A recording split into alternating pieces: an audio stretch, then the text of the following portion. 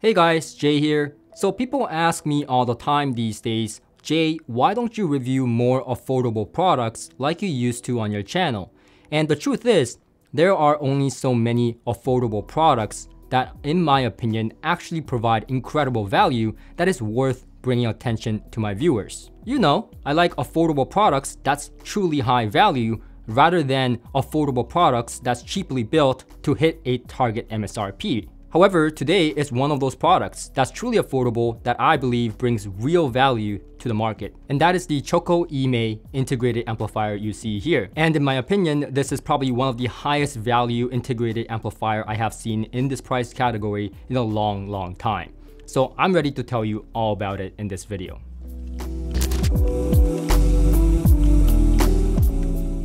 So first of all, the Choco Emei integrated amplifier is one of the first product to be brought to market by Choco Sound, which is a subsidiary brand to Kinki Studio. Now, if you don't know Kinki Studio is a very reputable Chinese manufacturer, and I have reviewed some of their products like the XM1 and the B7 monoblocks that you can find on my channel. However, I find that the Kinki Studio sound is a lot different from the Choco Emei sound, and we'll get to the sound portion in just a little bit.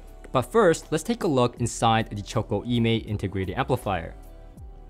Opening up the Choco Emei, the first thing that you see is the dedicated 400 VA toroidal transformer. However, this transformer is for line stage and output for the sound portion of the amplifier only. Another small dedicated transformer can be found on its side for the operation of the unit, like the display operation. On a normal amplifier with a single transformer, usually both sound reproduction and the miscellaneous display, app control, and stuff like that is shared with that one transformer powering everything. In this case, it's separated so that the dedicated power supply is truly dedicated to the sound reproduction of things, the output stage and the line stage, and hands off the remaining miscellaneous display, app control, and stuff like that to the smaller transformer. The whole idea really stems from the higher end, higher priced components in the market, for example, like my Orender N20 or Denafrip stacks in the market or Hagel integrated amplifiers. We've seen it multiple times through and through that manufacturers use different transformers for different operational purpose of the unit so that they keep the dedicated power transformer to the sound reproduction alone. And this apparently a lot of the times helps to lower noise floor and allows the unit to be more faithful to the reproduction they're trying to achieve. It's nice to see that the Choco Emei is also taking that extra step to separate that power supply for operational and sound reproduction of things. Now, because this is an integrated amplifier, it also means that it has volume control built into the unit as well, so you don't need a separate preamplifier. Now, this is not a throw-in preamplifier. It's a very good resistor ladder volume control. And quite frankly, I was very surprised and impressed with the preamplifier section of the Choco Emei, especially since I've criticized many Chinese-made integrated amplifiers in the past for the preamplifier section specifically. It seemed like a last-minute idea, and the examples of that is from SMSL and Topping, but not limited to only those brands. Mediocrity seems to be not in the books with the Choco Emei. DC rectifier and capacitor reservoir that amounts to 13,600 microfarad of capacitance can be seen here to handle those dynamic swings, effectively outputting 138 watts of power into 8 ohms, which is a lot for a small unit like this. But quickly back to the capacitor reservoir. Some of you may be thinking, well, you're incorrect. It's actually 8,800 microfarad, not 13,600, and that is correct for the previous version. One thing about the Choco Emei is that it's a modular unit, meaning parts can be switched out and they can send you a board to switch out fairly easily. And this is exactly what I did. I switched out the previous board to the new board, and it took only a few screws and, very easy process for you to do. And yes, if you bought the previous version of the Choco Emei, then you do have to pay additional $150 US, including shipping, to get the board and switch it out. But I feel that that's very much worth it, considering that you're going from 8,800 microfarads of capacitance to 13,600. And having tried both boards on this unit, I can tell you the improvements are very worth it in my opinion, and you should do it right away if you have the previous version. I won't bore you with the comparison from previous to now with all the details, but one thing is for sure, the bass and the dynamic swing is definitely improved with the new upgrade. Now, aside from the modularity of the unit itself, this isn't a feature-rich unit per se, which is understandable since this is a small unit. It only has 3 inputs, 1 XLR, 2 RCA, and no outputs. Now, one thing about the speaker binding post, I absolutely hated how this binding post looked because it looks cheap, plasticky, but actually functional-wise, I was surprised how well it functions, meaning the tightening of the binding post. You know, it doesn't choke, it doesn't slither away. It's very, very nice to use and it's very functional. And that's all I have to say about that. I still hate the looks of it. And again, this is a small thing, but everything in the back is very cramped together. And because everything is so tightly packed, it's hard to plug in cables without getting them, potentially touching each other. Now, again, I would say that this is understandable considering that this is a small unit, but if you look in the back, there's actually quite a bit of room where the logo is. Just moving everything slightly a little bit, especially the speaker binding post so that it has a little bit more room, would have been my preferred choice. Now, I may have had some problems with the back, but on the outside, it looks like an absolute masterpiece of perfect precision machining of literally what is a chunk of aluminum. I don't know what else to say, but really the quality of the finish is excellent. Compare this to any high-end unit, high-priced unit, Luxman, Accuface, you name it. This is a extremely well precisioned chassis. I can't express how good of a build quality this thing has. It's quite astonishing from the outside. Just looking at it, it is very, very well built. The display is also very interesting since it's not a typical glass, but a K9 crystal glass material that is used for this display. Again, this goes back to taking that extra step for that high-end audio luxury experience, if you will. But really, that crystal glass looks so good with the rest of the chassis. You can see that, if this was a normal glass, it wouldn't have those contours that meets with the rest of the chassis design, and it will just look a lot more simpler and plain than this crystal glass. I feel like this crystal glass really adds to that aesthetic value that this unit has. Now, the finish you see here is called the gunmetal finish, and it is this kind of turquoise, greenish, military green kind of look to it. And really, this kind of finish is really hard to pull off on anything, especially hi-fi equipment. But this reminds me like a really nice supercar that has like a green finish. I'm particularly no fan of green finishes or green LEDs. I don't like green, personal kind of choice in terms of color. Green is not it. But here, I'm actually really liking the finish of this unit, which really speaks to how good this unit looks and how really they pulled it off with this kind of finish. But if you're not a fan of greenish finish like I am, then they do have a silver finish as well. Now, I will say, I opted for this unit instead of the silver unit, even though I'm not a fan of green color, like I said before many times, because this just looks really good in its color. Now we have to talk about the glass on the top. Now, again, this goes back to that taking extra step to make things feel more high-end, more luxury. And when I sit on my chair and, look at this beautiful Choco Emei, I don't really necessarily even see the glass. It's only when I walk up to it and see it from, bird's eye view that I see the glass. And really, this kind of extra attention to detail is really appreciated, especially for the price they're asking for this. Now, do I really care about this glass being there? Not really. But again, I do appreciate that they took that little extra step to give this little glass for that aesthetic value. But again, one thing that you will notice is that there's no logo of the Choco sound anywhere else. There's no, big ugly logo in the front or on the side or on the top. You only see it through the glass, through this gold bar. And so that's their branding, that's where their logo is. And again, I think this is a really smart, nice touch to the unit that makes it seem more luxurious and truly a high-end unit. Through and through, this is a unit that I feel competes right there with higher and high-priced units, both quality inside and outside. Now, the sound quality of this unit is no exception. Just like the build quality of this unit, mediocrity is not in the books. This unit, when I first hooked it up, I was immediately shocked by the amount of bass I got from such a small unit. Don't be fooled by the size of this unit. It is a serious monster.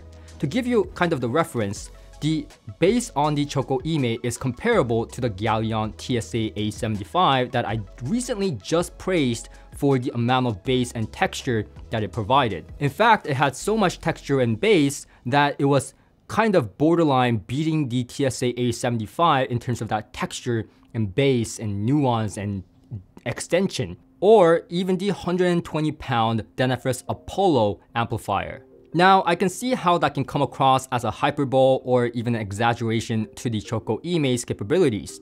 However, it's absolutely true that the quantity and the quality of the bass is comparable to even the Denafriss Apollo that's 120 pounds and the Galleon TSA A75. I've done a side-by-side comparison. Now, I wouldn't describe the bass of the Emei as slow or sloppy, far from it. But just like the Galleon TSA A75 and the Denafriss Apollo, it has adequate speed, but the concentration is on the texture and the extension, and mostly that warmth that it provides. In fact, the overall sound is on the warmer side of neutral, and on speakers like the PS Audio FR5 that I tried, that is already a warmer, richer sound. In combination, it might be too much of a good thing and lean towards slightly dark of a sound. Now, keep that in mind that I did actually enjoy the sound despite the fact that the treble wasn't apparently, popping out at me everywhere, because the separation that this unit provides. Usually this combination would be a no-no for me, personally speaking, because, it's too warmish, too dark for my personal liking. But in this case, I actually enjoyed it. Musically speaking, it was enjoyable because it still had incredible separation and imaging capability, despite the fact that the overall tonality was slightly on the darker side of neutral. But ultimately, with a unit like this, I preferred personally speakers like the Platimon from Monocoustic. And again, recapping, the Monocoustic Platimon is my reference speaker, and it leans towards slightly that analytical kind of behavior without the dryness. Pair it up with something like the Choco Emei that adds warmth and liquidity and texture to the equation, and you get this really nice balanced sound that is just slightly warm and it's rich, dynamic, and really brings out those details without any kind of brightness or shrillness. And so a match like that is what I personally preferred. But even with warm sounding speakers, the Choco Emei I found was perfectly high fidelity and high quality sound that I could see that other people that enjoy a warmer sound than I do can enjoy this presentation. Again, while the overall sound of this unit is on the warmer side of neutral, I did find that the separation once again was excellent, and so was imaging, but also the sound stage was quite impressive. It was both wide and deep, and while it wasn't as deep as the Galleon TSA A75, I personally found that it was more to my liking that the vocals wasn't as recessed as the Galleon TSA A75. It was a little bit more forward. However, it's very important to indicate here that it's only in comparison to the Galleon TSA A75. In comparison to the Bruno Cotera, for example, or just in the grand scheme of stuff that I've listened to, I would say the vocal is the mid-range is slightly more recessed into the background of the music to the inner side of the depth. So it does have more depth in the soundstage and seems like it's coming from a further place than other units I have tested. But in comparison to the Galleon, it does have a slightly more forward kind of vocal and mid-range presentation, making it seem a lot less recessed than the Galleon TSA 75. Nevertheless, I find both the mid-range and the high frequency to be a more laid back, easier to digest kind of presentation that you can listen for long periods of time without murdering your ears with all the details, but it's also not lackluster in the sense that the details are there. It's not a detail monster in the sense that it's going to be giving you all the little minute details and throw all the little kind of high frequency details at you forward, but it's more in the back of the soundstage. So you get all that, but in a more relaxed kind of sense way. But again, keep in mind that it all comes down to speaker pairing. For example, if your speakers have detail and transparency like the Platimons do, then the Choco Emei doesn't necessarily take away from that detail presentation. So it is possible to have the Choco Emei's body and warmth added to a transparent speaker for a warm, rich sound without taking away the transparency and detail out of the equation. And again, thanks to Choco Emei's ability to be really quiet and have great separation despite the fact that it's a warm, rich sounding unit, Tracks like Mi Amor, EDM tracks that has really good bass capabilities that can really make your foot tap and dance, really came through with great bass texture, warmth, but also good pacing and separation where it didn't feel muddied up, where you feel like all the instruments and the bass was all kind of jumbled up together that you sometimes hear with EDM tracks on systems that don't have great separation. And I must say that I enjoyed vocal tracks just as much as I enjoyed with EDM and tracks that did not contain vocal content with the Choco Emei. Because of Choco Emei's overall warmer and richer tone, the mid-range and especially that upper mid-range becomes a little bit more smoother and easier to digest and listen to. Take this track for example, I Was Made for Loving You. This is a great track in my opinion to test the overall tonality balance of a system. I listened to this track on a brighter system and I can tell that it's a brighter system right away, making the voices sound more thinner and her voices sounding a little bit more edgy around her vocal regions. Whereas with the Choco Emei, it was butterly smooth. It was inviting, easier to listen to, more emotional and musical to my ears with this track with the Choco Emei into the equation. The vocals seemed rather more sweet and more kind of easy to listen to rather than shrill or edgy or grainy around her voice. So I would say that the overall presentation of that smoothness is also very refined in the upper mid-range and high frequency. At no point do I feel like there is some type of shrillness or brightness or edginess that takes away from the musical experience of the Choco Emei. Also, I would note that it doesn't sound muddy or unseparated or cluttered or the typical association with warmer gear. Again, the strong point of the Choco Emei is that it's a warm sounding integrated amplifier, but also has great imaging capability and exceptional separation within the soundstage, allowing you to hear into the music with warmth, but the detail that you heard before that may be shrill is now well separated in the music track, and you can depict it, but it's not really there to kind of make you force listen to it. It's not shouting at your face. So that's what my experience with the Choco Emei was. I find that it's a very musical and exceptional integrated amplifier. Now I'll add that the value proposition here is exceptional, considering the fact that this is $1,700 US for an exceptionally built integrated amplifier. Now you see the amplifiers that I compared and is comparable to the Choco Emei, like the Galleon TSA A75, is $1,500, which I called a really good value of an amplifier. But it's also no question that you need a separate preamplifier into the mix. Now, considering that this is $1,700, which is $200 more than the Galleon TSA A75, where are you going to find a $200 preamplifier to match with the Galleon TSA A75 to come to this level of performance that's still comparable? When I was comparing the Choco Emei to the Galleon TSA A75, I was using a much more expensive preamplifier like the PS Audio Gold Stellar preamplifier with the Galleon TSA A75 to compare to the Choco Emei. So considering that, that is an incredible value proposition that the Choco Emei brings, with the fact that it has a built-in preamplifier so that you don't need to go out and buy another separate preamplifier. Not to even mention the fact that the Choco Emei actually is comparable to another amplifier, the Denafis Apollo, which costs a lot more even without a separate preamplifier into the equation. And using the same PS Audio Gold Stellar preamplifier, now we're talking about $7 grand, which is a lot more than $1,700, it was still comparable. So it goes without saying, the Choco Emei, in my opinion, brings extremely high value and is an integrated amplifier despite its size, one of the highest value that I've found in a long time. So that's it from me. I hope this video was entertaining and helpful. And if it was, please click the like button. It helps my channel out greatly and it doesn't cost you anything. And talking about helping my channel, we just reached 100,000 subscribers. Woohoo! Thank you so much for everyone that is a subscriber, and I'll continue to do my best to bring you high quality content. Until next time, and thank you for joining me on my journey with the Choco Emei. Take care.